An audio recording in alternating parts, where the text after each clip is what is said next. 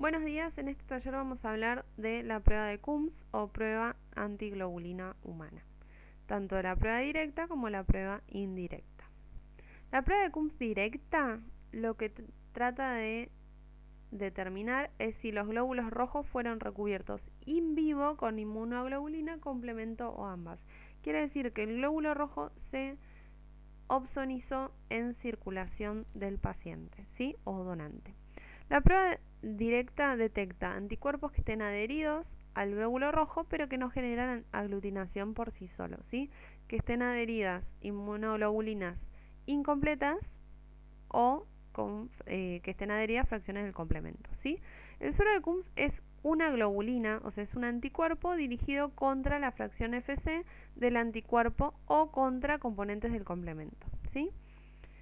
Al unirse el antígeno-anticuerpo, que en este caso el antígeno sería la fracción Fc del anticuerpo humano y el anticuerpo sería la antiglobulina humana obtenida de algún animal, si se unen este antígeno y este anticuerpo, se acercan los glóbulos rojos y se observa la aglutinación, ¿sí? Fíjense que acá tenemos un videíto, una imagen muy sencilla de glóbulos rojos que están recubiertos de inmunoglobulinas, en este caso IgG, que es el típico dibujito de la Y fracciones del complemento, que serían estos amarillitos, ¿sí? Nosotros lavamos estos glóbulos rojos, los sacamos de circulación, esto sería una vena, los lavamos, los enfrentamos al suero de Coombs poliespecífico anti-IgG y anti-C3D y lo obtenemos así, ¿sí? La fracción anti-IgG se va a unir a las IgG y la fracción anti-complemento se va a unir al complemento, que es el puntito amarillo. Esto nosotros lo vamos a ver como una reacción positiva porque vamos a evidenciar la aglutinación, ¿sí? ¿En qué pacientes o en qué situaciones se aplica la prueba de Coombs directa, PCD o TAD, como decía en la imagen anterior, test antiglobulina directa, o PAD, prueba antiglobulina directa, en casos de estudios de enfermedad hemolítica feto-neonatal, que lo que tratamos de evidenciar es si el glóbulo rojo del recién nacido fue sensibilizado por anticuerpos maternos que sean capaces de atravesar la placenta, ¿sí? O sea, los anticuerpos maternos que atraviesan placenta son los IgG, los IgM no, ¿sí? Y no es por el tamaño en sí, sino porque las IgG tienen un receptor que los hace pasar la placenta. En casos de anemias hemolíticas autoinmunes, se estudia la presencia de autoanticuerpos en los glóbulos rojos del paciente, ¿sí? Anticuerpos dirigidos contra sus propios antígenos. Anemias hemolíticas inducidas por fármacos, se estudia hemólisis mediada por anticuerpos contra los fármacos consumidos por el paciente. Esto no es del todo así, pero es como un resumen porque hay muchas anemias inducidas por fármacos, pero como es un tema que lo vamos a ver mucho más adelante, no quiero ahondar mucho en este tema, ¿sí? Pero tengan en cuenta que básicamente serían anticuerpos contra fármacos consumidos por el paciente. En casos de reacciones hemolíticas posttransfusionales, tanto agudas como tardías, lo que se busca es sensibilización de los glóbulos rojos transfundidos por anticuerpos del paciente. Tengan en cuenta que generalmente las reacciones posttransfusionales agudas no llegan a generar una prueba de Coombs directa positiva, sino directamente una hemólisis intravascular, ¿sí? Pero podría llegar a ser que tengamos una PCD positiva en reacciones agudas. En los que más se ve la PCD positiva es de reacciones hemolíticas posttransfusionales tardías. Y después tiene otras aplicaciones, como por ejemplo activación del complemento por sepsis, ¿sí? No está mediada por un anticuerpo, ¿sí? Pero se activa el complemento y se adhiere al glóbulo rojo.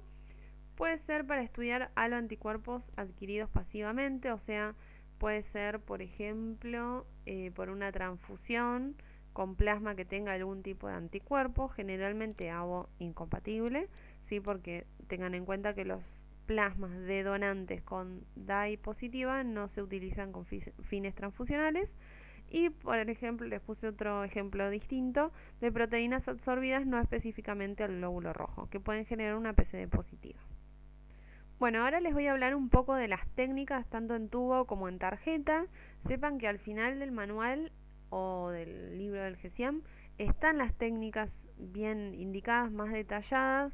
más completas. Esto es como para que tengan un pantallazo y tengan una idea de cómo se realizan las técnicas, pero siempre es mejor que lo lean del libro propiamente dicho, porque ahí tienen en la parte de técnicas, tienen el principio y fundamento de cada técnica, el método, o sea, el paso por paso, después los resultados, cómo se analizan y todo bien completo, ¿sí? Esto es como para que tengan una idea nada más y lo completen con el libro.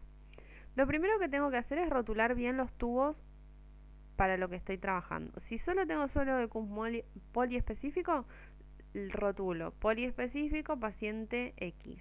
Si tengo anti-IgG y anti-C3, pongo anti-C3 paciente X y en otro tubo anti-IgG paciente X, ¿sí? Siempre bien rotulado lo que estoy tipificando en qué paciente, ¿sí? Sea para en este caso las PCD o lo que sea que esté tipificando para cada paciente. Lo segundo que tengo que tener en cuenta es colocar una gota de suspensión en cada tubo con el que yo vaya a trabajar que tenga una concentración acorde al método en el que estoy trabajando. En tubo tengan en cuenta que es entre un 2 y un 5% la concentración que tengo que tener. Ni menos ni más. Menos del 2% no, porque yo no ofrezco una cantidad considerable de hematíes a este reactivo. Y más tampoco porque estoy ofreciendo demasiados hematíes para la concentración del suero de Kunz, ¿sí? Tengo que realizar 3 lavados con solución salina después de colocar una gota de suspensión. Hago 3 lavados a esa gota con solución salina en 0,09%, que es una concentración isotónica con los glóbulos rojos. Y el último lavado tengo que eliminar completamente el sobrenadante. Es muy importante eliminar todo el sobrenadante, ¿sí? Agrego el suero de Kunz correspondiente a cada tubo, ¿sí? Donde dice anti-IgG pongo anti-IgG, donde dice anti-C3 pongo anti-C3. Si trabajo con poliespecífico le pongo el poliespecífico o el que esté usando, ¿sí? La cantidad del suero de Kunz depende del fabricante, ¿sí? Hay marcas que te dicen pone una gota de suero de Kunz y hay marcas que te dicen pone 2 gotas de suero de Kunz. Esta mezcla de suspensión globular del paciente y suero de Kunz la centrifugo, leo y registro los resultados, ¿sí? Si yo estoy utilizando suero de Kunz poliespecífico o anticomplemento, tengo que incubar las muestras no reactivas a temperatura ambiente y volver a leer a los 10 minutos, ¿sí? Esto puede variar en tiempos según el fabricante, pero generalmente es así. Para evidenciar la reacción del complemento tengo que esperar 10 minutos a temperatura ambiente, ¿sí? Y a todos los tubos o pruebas que me hayan dado un resultado negativo debería agregarle el control de Kunz. Esto digo debería, no, debemos agregarlo, pero cuando vayan a hospitales como alumnos o para trabajar van a ver que mucho no se utiliza el control de Kunz, pero deberíamos utilizarlo siempre a todas las pruebas que me dieron resultados negativos. Ahora vamos a hablar de la técnica en tarjeta de gel, ¿sí? Lo que tenemos que hacer es rotular correctamente los pocillos de la tarjeta. Cada pocillo ya viene con el suero de Kunz en el gel. Pueden ser poliespecíficas o monoespecíficas, como ya vimos antes. Y lo que tenemos que hacer es colocar 50 microlitros de suspensión globular en cada pocillo. La suspensión globular tiene que estar con una concentración entre el 0,8 y el 1% máximo para trabajar en tarjeta, ¿sí? Estas tarjetas se centrifugan según las indicaciones del fabricante, ¿sí? Depende de la marca de la tarjeta que esté usando, se centrifuga un poquito más o un poquito menos, pero ya te dan una centrífuga acorde a esa tarjeta y se centrifuga un tiempo determinado, ¿sí? Y lo que no corresponde es mezclar tarjetas de una marca en centrífugas de la marca contraria, ¿sí? Esto lo leo y registro los resultados. Fíjense que yo siempre les pongo registrar resultados. Es muy importante que, más allá de positivo o negativo, yo le pongo una intensidad de cruces, ¿sí? Después, como aclaraciones, les digo, la cantidad o concentración de la suspensión globular puede variar según el fabricante de la tarjeta. Si yo le digo el 0,81% porque es la mayoría, ¿sí? No es indispensable lavar los glóbulos rojos de la muestra previo a utilizar esta técnica así en tarjeta, como si lo hicimos en tubo, y esto te lo indica también el fabricante en el inserto. Y lo que tengo que hacer es prestar atención al tipo de Kunz que posee la tarjeta, si es monoespecífico o poliespecífico, y elegir una que se adecue al paciente con el que estoy trabajando, ¿sí? Si yo estoy trabajando con estudio del recién nacido no voy a usar tarjetas monoespecíficas para complemento porque el complemento no es lo que me afecta al bebé, ¿sí? No es lo que estaría buscando. Las tarjetas no deben incubarse, nunca se incuba una PCD previo a la lectura, salvo lo que les indiqué antes de evidenciar el complemento, que se incuban pero a temperatura ambiente 10 minutos. Yo hablo de incubar a 37 grados. O sea, yo lo que estoy tratando de demostrar es sensibilización eritrocitaria de glóbulos rojos in vivo. Entonces ya se incubó, se supone, en el paciente. Y en este medio no se realiza control de CUMS, ¿sí? Yo obtengo resultado negativo o positivo, lo catalogo como tal y le pongo la intensidad de cruces. Lo que se hace para controlar es cada tanto una tarjeta de cada lote, realizar un control positivo, nada más, ¿sí? Pero no se hace cada lectura negativa un control de CUMS. Tanto que hablamos del control de CUMS, vamos a decir qué es el control de CUMS, ¿sí? Son glóbulos rojos sensibilizados con IgG o complemento, según lo que corresponda, con una intensidad de reacción media, o sea, ni muy débil ni muy fuerte, porque esto nos puede invalidar el control justamente, ¿sí? Entonces una reacción de una cruz fuerte o dos cruces está bien. Se agrega a todas las pruebas cuyo resultado haya sido negativo. Recuerden que estamos hablando de trabajar en tubo y no en tarjeta. Solamente controlan la actividad del reactivo, no todos los pasos de la prueba, ¿sí? Controla si funciona el CUMS. ¿Por qué puede no funcionar? Ahora lo vamos a detallar, pero controla solamente eso, no controla todos los pasos previos, ¿sí? Luego del agregado de CUMS, lo que nosotros tenemos que obtener es un resultado positivo en campo mixto. El campo mixto es dos poblaciones celulares, que es la que tenía inicialmente, más la población celular del control, que este control me tiene que dar un resultado positivo y la anterior me tendría que seguir dando negativa. Si no obtengo este resultado en campo mixto, tengo que repetir la prueba desde el principio, ¿sí? Acá tenemos unas tarjetas, fíjense, esta tiene suelos de CUMS monoespecíficos, ¿sí? Acá IgG tenemos una rayita arriba que esto es positivo 4 cruces y todas las demás dan resultado negativo. Acá tenemos una tarjeta con suelo de CUMS poliespecífico, no sé si se llega a leer, pero acá en esta tirita naranja dice anti-IgG más C3D y tengo 2 cruces de reacción, 3 cruces de reacción, negativo, negativo, 2 cruces, 3 cruces, ¿sí? Este es un control de un lote de una tarjeta y acá tengo una foto que ya les había puesto, pero es un control positivo IgG, de poliespecífico IgG, C3 y control negativo, y acá un control positivo de C3 que tengo anti-IgG, poliespecífico, perdón, y anti-C3D positivo y los otros dos negativos, ¿sí?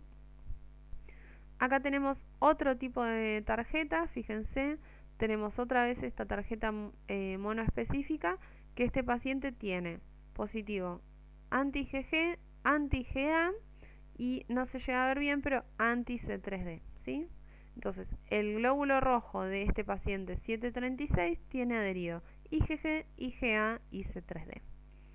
Este es otro paciente, Molina, le pusimos, ¿sí? Que fíjense que con el suelo de CUMS poliespecífico da positivo 4 cruces, tiene 4 cruces de IgG y una cruz de anti-C3D. Entonces, este paciente tiene IgG y complemento adherido a sus glóbulos rojos.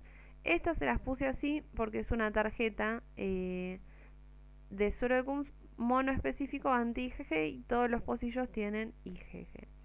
Y esta tarjetita de acá se las puse, aunque no es solo para PCD, pero es una tarjeta de estudio del recién nacido, ¿sí? Fíjense que lo que está con el círculo es la PCD del recién nacido con anti-IgG y suero de CUMS poliespecífico, pero adelante tenemos la tipificación ABO del recién nacido, RHD, este tiene dos reactivos de anti-D distintos, uno que reconoce de 6 y uno que no reconoce de 6, un control y las PCD al final.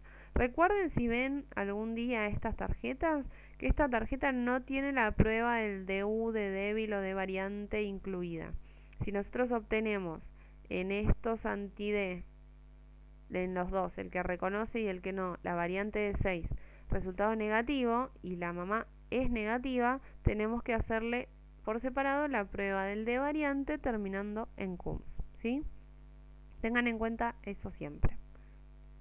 Ahora vamos a pasar a la otra prueba de CUMS, que es la prueba de CUMS indirecta, PCI, PI o TAI, como le quieran decir, que demuestra reacciones in vitro entre antígenos presentes en el glóbulo rojo y anticuerpos libres en suero o plasma, ¿sí? La sensibilización eritrocitaria nosotros la generamos in vitro y demostramos esta sensibilización mediante la PCI, ¿sí? Detecta tanto halo como autoanticuerpos, ¿sí? Y la elección, van a ver que yo les hablo mucho de suero o plasma del paciente, suero o plasma del paciente. La elección de, entre utilizar suero o plasma del paciente depende de la necesidad de evidenciar actividad del complemento o si quiero sacarlo del medio como para que no me moleste en la lectura, ¿sí? En caso que yo quiera evidenciar complemento tengo que utilizar suero, por eso es lo que está subrayado, va en negrita, ¿sí? Y acá abajo tenemos un esquema muy básico, que es el que encuentran todos en internet, que tengo anticuerpos, un suero de un paciente con anticuerpos IgG, unos glóbulos rojos que tienen el antígeno diana contra los que están dirigidos esos anticuerpos, yo lo incubo, ¿sí? Y este antígeno anticuerpo, lo incubo con el suero de CUMS, en este caso anti-IgG, porque yo les dije que los anticuerpos eran IgG, y obtengo una aglutinación. Y ahí yo observo y demuestro la interacción antígeno-anticuerpo, ¿sí? Bueno, las aplicaciones de la prueba de CUMS indirecta son varias, no es solo detección de anticuerpos como se cree en la mayoría de los lados. En tipificaciones de grupo A sérico, en casos que nosotros obtengamos por ahí una discrepancia, podemos hacer una PCI para determinar el grupo A sérico. En detección de anticuerpos irregulares realizamos una PCI, ¿sí? Enfrentamos glóbulos del panel detector con suero plasma del paciente y terminamos en PCI. Identificación de anticuerpos irregulares es lo mismo que la detección, pero con más viales. En pruebas de compatibilidad tanto menor como mayores, enfrentamos suspensión globular de la unidad a transfundir con suero del paciente o al revés, glóbulos rojos del paciente con algún plasma a transfundir. En la prueba conyugal también hacemos una PCI. La prueba conyugal, ¿cómo se realiza? Suspensión globular del padre del bebé enfrentado al suero de la madre. ¿Para qué se utiliza esta prueba conyugal? Para tratar de ver si la mamá tiene algún anticuerpo dirigido contra algún antígeno paterno que el bebé podría potencialmente heredar. Esa es la función de la prueba conyugal. Para tipificar antígenos eritrocitarios que tengamos algún reactivo que sea de tipo IgG y necesita determinar en CUMS, hacemos una PCI. Para hacer auto o adsorciones, hacemos una PCI. ¿Cómo se hace eso? Se adhiere un anticuerpo a un glóbulo para algún estudio en particular. Depende del paciente y qué es lo que estemos tratando de ver. Para separar, por ejemplo, un auto de un haloanticuerpo, puede ser, o para separar dos haloanticuerpos distintos. Y cuando titulamos también estamos haciendo PCI. Estamos enfrentando una suspensión globular con un antígeno conocido a distintas diluciones de un suero que termina en CUMS también. La técnica en tubo, les repito, está al final del manual y del libro de GESIAM, más detallada y con principios y fundamentos y todo está mejor, así que vayan y lean la de ahí, pero para que tengan una idea. Lo primero que tengo que hacer es siempre rotular los tubos necesarios. Recuerden todas las aplicaciones que teníamos de la PCI, entonces depende de lo que esté haciendo, es lo que tengo que anotar. Si estamos haciendo una prueba de compatibilidad, le pongo el número de la bolsa a transfundir y el nombre del paciente. Si estoy haciendo una titulación, tengo que indicar bien en cada tubo qué dilución de suero estoy usando y demás, ¿sí? Colocamos 2 gotas de suero en cada tubo. Primero siempre se pone lo que es incoloro, por eso se pone primero el suero. Después se agrega una suspensión globular entre el 2 y el 5% de concentración. Yo acá les puse a cada vial hablando como una detección de anticuerpo. Pero si estoy haciendo una prueba de compatibilidad pretransfusional, pongo de la suspensión globular de la unidad a transfundir. Si estoy haciendo una prueba conyugal, pongo la suspensión globular del padre, ¿sí? Centrifugamos y leemos. Esta es la lectura inmediata que hacemos, ¿sí? Es la primera. En caso de obtener resultados positivos, graduamos la intensidad de reacción. Recuerden que es positivo o negativo, pero positivo ¿cuánto? Una cruz, dos cruces, tres cruces, ¿sí? Esta misma muestra la incubamos a 37 grados, entre 30 y 60 minutos, depende si estoy usando potenciadores o no, puedo acortar el tiempo. Leemos y anotamos los resultados. Siempre esta lectura a 37 grados es importante tener dos consideraciones. Si la lectura inmediata dio positiva, tengo que tener en cuenta si a 37 sigue dando positivo para ver si puede llegar a ser un anticuerpo frío con amplio rango térmico, ¿sí? Que va a ser más clínicamente significativo. Y la otra consideración a tener para la lectura a 37 es que no se recomienda centrifugar antes de leer. ¿Por qué? Porque cuando yo centrifugo la muestra tiene tan poquito líquido, recuerden que son solo 3 gotas, que se vuelve a enfriar. Entonces yo no voy a saber si ese positivo que obtengo es realmente positivo a 37 o es positivo porque se enfrió la muestra. Entonces siempre a 37 no se centrifuga, ¿sí? Y es más, podemos hasta obviar la lectura a 37 grados. Leemos y anotamos los resultados. Siempre anotamos todo lo que leemos. Lavamos con solución salina 3 veces, eliminamos completamente el sobrenadante del último lavado y agregamos el suero de Küms. Centrifugamos y leemos. Como les dije antes, si queremos evidenciar fracciones del complemento, incubamos a 10 minutos a temperatura ambiente. Y a todos los viales en que nos dio resultado negativo, agregamos el control de Küms. No sé si se los había dicho antes, pero se los repito en todo caso. Recuerden que siempre el último lavado tengo que eliminar completamente el sobrenadante para que no me queden restos justamente que me puedan licuar el suero de Küms y que baje la resolución del mismo, o que el suero de Küms se inactive con anticuerpos libres en el último lavado, ¿sí? Si yo los lavados los hice mal o el anticuerpo que estoy testeando tiene mucho título, puede que con los 3 lavados me dé, ¿cómo es esto? Que no me sea suficiente. Entonces, por eso es importante siempre el último lavado eliminar completamente el sobrenadante. Estos anticuerpos libres me pueden inactivar el suero de Küms, ¿sí? Y ¿cómo me voy a dar cuenta si esto está sucediendo? Cuando agrego las células control de Küms, que no voy a obtener el resultado esperado positivo en campo mixto. La técnica en tarjeta, ¿sí? Sea para detección de anticuerpos, sea para compatibilidades, pruebas conyugales, lo que sea que estemos haciendo, de vuelta les digo, léanlo del manual que está completo, tiene los principios, fundamentos y todo, ¿sí? Rotulamos los pocillos necesarios, agregamos 50 microlitros de suspensión globular al 0,8 en cada pocillo. Si es de una detección de anticuerpos, por ejemplo, el vial que nosotros compremos que tenga la concentración que necesitamos, ¿sí? No que sea una concentración para tubo. Si es una prueba pretransfusional, no hacer la suspensión a ojo, sino hacerla con una pipeta calibrada y demás, ¿sí? Entonces agregamos 50 microlitros de suspensión globular y 25 microlitros de suero o plasma del paciente. Recuerden que el tubo era al revés. 2 partes de suero, o sea, 2 gotas de suero y 1 gota de suspensión, y acá en tarjeta es al revés, 50 microlitros de suspensión y 25 de suero o plasma, ¿sí?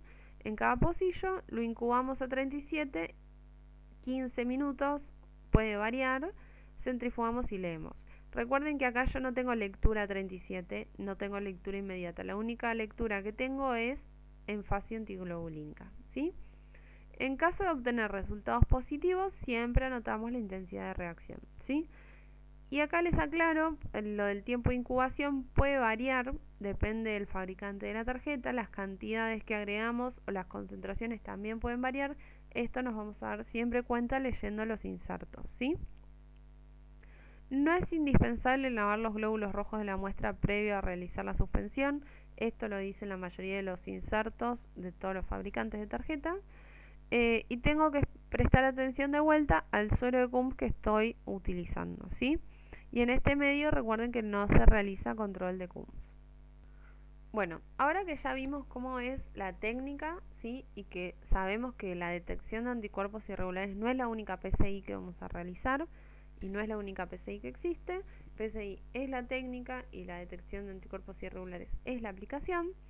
Vamos a ver bien cómo se realiza la detección. Vamos a explayar más de la detección de anticuerpos y la identificación con el descarte de paneles y demás, ¿sí? Lo primero que vamos a hacer es describir más o menos lo que estamos viendo, ¿sí? Tengan en cuenta que yo acá tengo una grilla de un panel detector de 2 viales, ¿sí? Y que obtuve resultados positivos en medio antiglobulínico, ¿sí? Lectura inmediata y 37 negativo. Fíjense que son 2 viales tipificados para algunos antígenos, ¿sí? Donde yo sé si tengo o no tengo el antígeno en cada vial, ¿sí? Tengan en cuenta que hay paneles detectores de distinta cantidad de viales, hay de 1, 2, 3 y 4 viales. Recuerden que para la única población que se utiliza panel detector de un solo vial o pool es para los donantes, ¿sí? Para el resto de los pacientes depende de la complejidad del tipo de pacientes que tengamos y si son politransfundidos o no, puede que utilicemos paneles de 2, 3 o 4 viales, pero siempre más de uno, ¿sí? Y no se puede realizar pool en pacientes. Cada vial, acuérdense que son glóbulos rojos de una sola persona, o sea, una sola población celular, y son de grupo ABO 0, para no interferir con la inversa del paciente que estoy testeando. Debo tener siempre la cartilla que nos indique qué antígenos posee cada vial, si no, no me sirve o no cumpliría del todo la función. Debemos registrar los resultados obtenidos en cada lectura que trabajemos y agregar más columnas en caso que sea necesario. En este caso yo les mostraba que tenemos lectura inmediata 37 y CUMS. Si estuviésemos trabajando en tarjeta solamente tendríamos la lectura en suero antiglobulínico. Y si por ejemplo, no sé, sospechamos de un anticuerpo frío, podemos agregar una columna que diga 4 grados, o si trabajamos con glóbulos papainizados, podemos agregar una columna que diga enzimas o demás, ¿sí? Siempre tenemos que anotar en cada lectura el resultado que obtuvimos y en la intensidad de reacción. No me sirve solamente decir positivo o negativo, ¿sí? Y siempre que tengamos una detección de anticuerpos irregulares positiva, debemos pasar a hacer una identificación de dicho anticuerpo. ¿Con qué? Con un panel identificador. El panel identificador tiene, por lo general, entre 8 y 15, 16, 20 viales, ¿sí? El más común acá en Argentina es el que tiene 11 viales, que tiene una resolución media, se llama, ¿sí? Y lo que se hace es enfrentar de vuelta cada vial a suero del paciente y leerlo. En este caso estamos trabajando en tubo, así que tenemos las 3 lecturas básicas. Fíjense que tenemos lectura inmediata 37 y CUMS, solo tenemos resultados positivos en medio antiglobulínico. Realizamos un autocontrol. Siempre que hacemos una identificación de anticuerpos es mandatario hacer un autocontrol. Y acá, por ejemplo, en el último vial, fíjense que del 1 al 8 son los viales, los frasquitos que compramos, ¿sí? Y en el último renglón, ¿sí? Siempre dice autocontrol. Acá nosotros vamos a anotar la tipificación antigénica del paciente. Si yo a mi paciente lo tipifico para el RH, por ejemplo, en este caso este paciente sería R', R chica. ¿Por qué? Porque tiene antígeno C grande, C chico y E chico. Si yo lo tipifico para otro antígeno, ejemplo, el M, yo lo puedo anotar acá si es positivo o negativo mi paciente, ¿sí? ¿Para qué me va a servir esto de tipificar al paciente y anotarlo acá? En casos en que yo tenga el autocontrol negativo y el antígeno está presente en mi paciente, yo sé que ese paciente no va a generar un haloanticuerpo contra un antígeno que él tiene.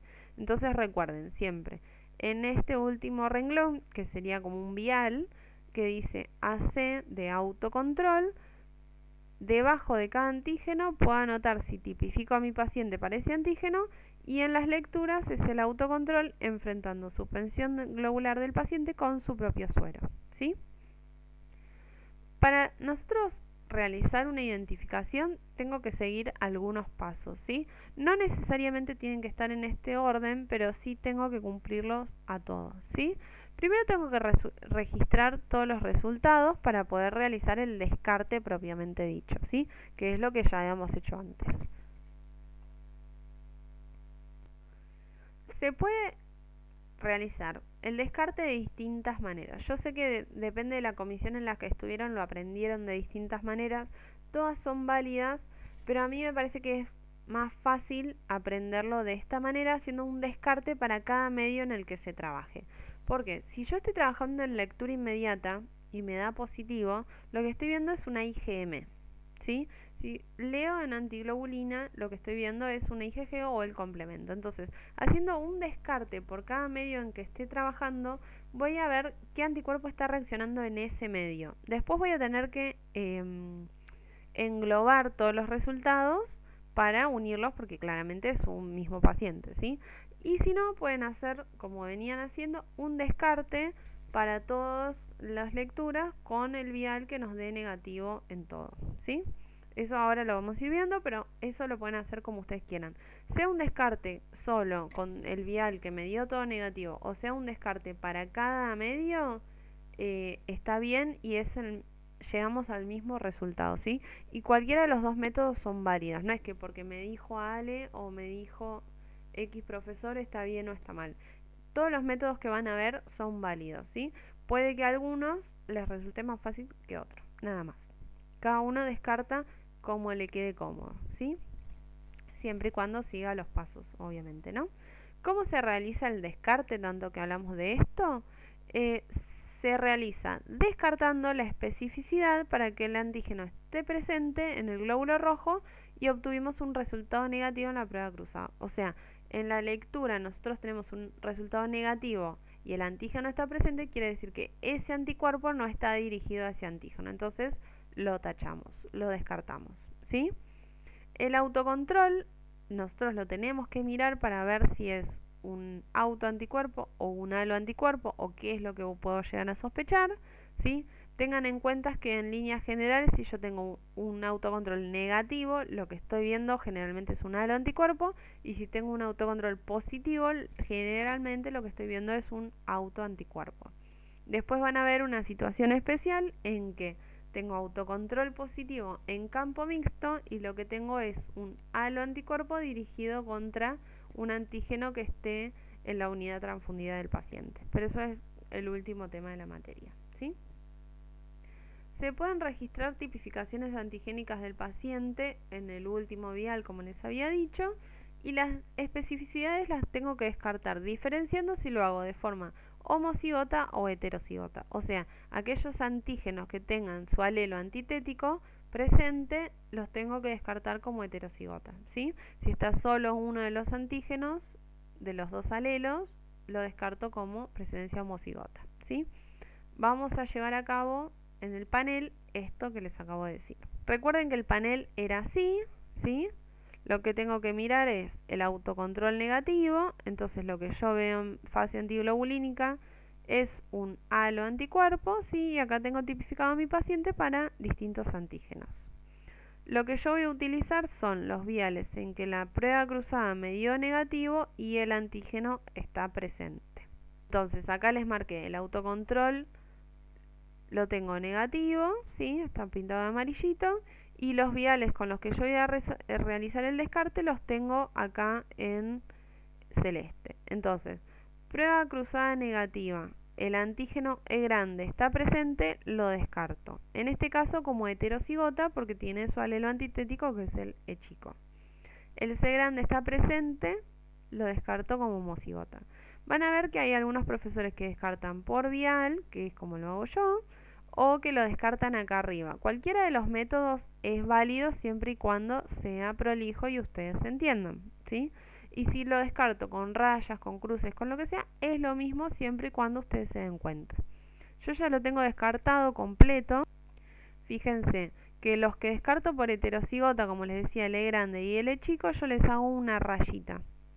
Y los que descarto por homocigota, les hago una cruz, ¿sí? Entonces empiezo por el vial 3 que tengo prueba cruzada negativa, me fijo aquellos antígenos que están presentes, si están por homo o heterocigota y los descarto. Por ejemplo, KID-A y KID-B son alelos antitéticos. Yo tengo KID-A positivo, KID-B negativo. Este vial es homocigota para el KID-A, entonces lo descarto por homocigota. No así para el S. El S su alelo es el S chico. Entonces yo tengo tanto S grande como S chico. Este vial para el S es heterocigota, entonces lo descarto por heterocigota. Una vez que termino de descartar por viales o lo descartan acá arriba, ¿sí? Puede que vean que hay otros profesores que hacen una raya o raya para los homocigotas y raya punteada para los heterocigotas, o raya para un lado, raya para el otro. Bueno, eso es lo que ustedes tienen que hacer según lo que les quede cómodo, siempre y cuando sea prolijo y ustedes se entiendan y mantengan un criterio, ¿sí?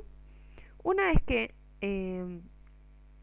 hice el descarte vial por vial, lo que voy a hacer es descartar acá arriba la especificidad, ¿sí? Fíjense que yo lo marqué de distintas maneras. Aquel antígeno, o sea, aquella especificidad que no descarté nunca, le hago un circulito, como para saber que de este puedo sospechar que está presente. Los que descarté por homocigota, les hago una cruz como venía haciendo por vial, ¿sí? Acá tengan en cuenta que pinté con amarillo el C grande porque el paciente tiene el antígeno y tiene el autocontrol negativo, entonces hago el descarte de esta especificidad por presencia antigénica en el paciente. Si el paciente tiene el antígeno C, no puede generar un anti-C como halo anticuerpo, ¿sí? Y yo sé que es un halo anticuerpo porque tiene el autocontrol negativo. Entonces lo descarto por esto mismo. Y aquellos especificidades que descarté solo por heterocigota, que en este caso son el E grande en el vial 3, el QL en el vial 7 y el S en el vial 3, les hago un colorcito, ¿sí? Verde, lo que sea, pero para marcar que la descarté solamente por heterocigota. Entonces, de estas especificidades yo tengo que confirmar las 4, ¿sí? Tanto el D, que no lo descarté, como el E, QL y S grande. Fíjense que dentro de los que no descarté, busco una coincidencia de clave y en este caso la clave me coincide con el D. La clave es el patrón de reactividad en forma vertical del antígeno presente en los viales con la comparación con la prueba cruzada del paciente con los viales. Entonces, en otras palabras, cada vez que está el antígeno, el resultado que yo obtengo es positivo. Entonces, está el antígeno D, tengo prueba cruzada positiva. En el 6 también y en el 8 también, ¿sí? Entonces, la clave del D es 1, 2, 6 y 8. Y la clave o patrón de reacción del paciente es 1, 2, 6 y 8, ¿sí? Fíjense que el autocontrol me dio negativo y el paciente no tiene el antígeno. Entonces, lo que yo más voy a sospechar es que este paciente tiene un anti-D.